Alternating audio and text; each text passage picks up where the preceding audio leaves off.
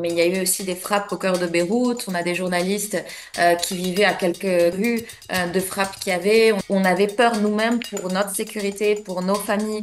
On a sérieusement étudié la possibilité de transférer nos locaux. Je m'appelle Stéphanie Roudy, je suis journaliste à L'Orient le Jour depuis 2020. L'Orient le Jour, c'est le plus grand quotidien francophone au Liban, un des plus anciens de la presse écrite au Moyen-Orient, puisqu'on a fêté en 2024 nos 100 ans.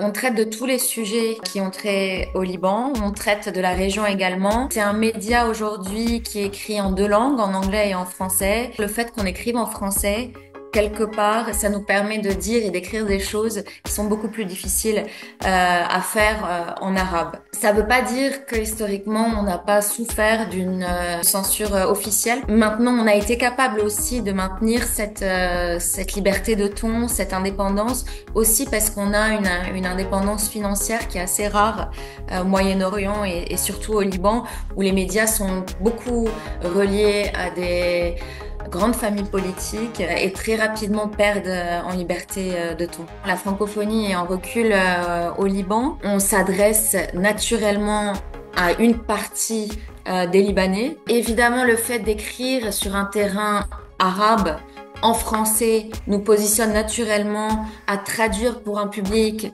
occidental la réalité des pays de la région. Et on est naturellement dans une position de trait d'union, de pont entre l'Orient et l'Occident. C'est un peu cliché de le dire, mais je pense vraiment, surtout depuis le 7 octobre, que c'est une réalité et que nos journalistes sur le plan individuel ont vraiment conscience que leur travail sert aussi de pont entre deux visions du monde qui sont de plus en plus antagonistes, sans nuances et tranchées. Le 8 octobre 2023, soit le lendemain des attaques sans précédent du Hamas en Israël, le Hezbollah libanais lance des tirs de roquettes sur l'État hébreu en soutien au mouvement palestinien. Cette organisation politico-militaire est à cette époque dirigée par Hassan Nasrallah. Pendant plusieurs mois, les échanges de tirs se multiplient dans le sud du Liban et au nord d'Israël, mais le conflit franchit un nouveau palier en septembre 2024, lorsque l'armée israélienne amplifie sa campagne militaire contre le Hezbollah. En 2 mois, ces frappes aériennes intensives et l'offensive terrestre dans le sud du pays feront plus de 500 morts et déplaceront des centaines de milliers de personnes. Stéphanie Coury revient sur cette période. Quand il y a eu l'escalade, on était extrêmement prudent par rapport à nos journalistes, d'autant qu'il y a eu des journalistes libanais qui ont été blessés, d'autres qui sont morts. Donc on avait vraiment une conscience très aiguë du danger. À partir de septembre, c'est devenu extrêmement compliqué d'envoyer les journalistes sur le terrain. Et puis, outre le fait que le terrain parfois est devenu en bas de chez nous, c'est-à-dire que là on parle du terrain, on parle du sud, du Liban sud, mais il y a eu aussi des frappes au cœur de Beyrouth. On a des journalistes qui vivaient à quelques rues de frappes qu'il y avait. On vivait au quotidien avec la vue, les fumées qui montaient sur Beyrouth parce qu'on est un peu en hauteur de nos bureaux. Je me souviens en particulier de la nuit de la frappe de Nasrallah où on a dû faire des détours pour rentrer chez nous. On était en permanence au courant des frappes qui allaient avoir lieu via le compte Twitter du porte-parole de l'armée israélienne. Et on essayait de circuler une fois qu'il y avait eu l'alerte et qu'il y avait eu la bombe en attendant la prochaine alerte. On avait peur nous-mêmes pour notre sécurité, pour nos familles.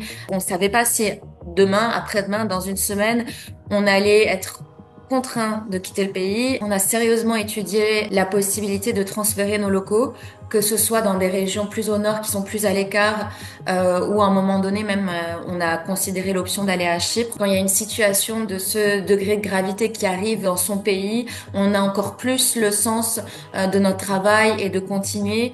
On travaillait à sur-régime, tout le monde s'est mis à tout faire. On travaillait la nuit, on avait des shifts de nuit. Ça venait de nos tripes.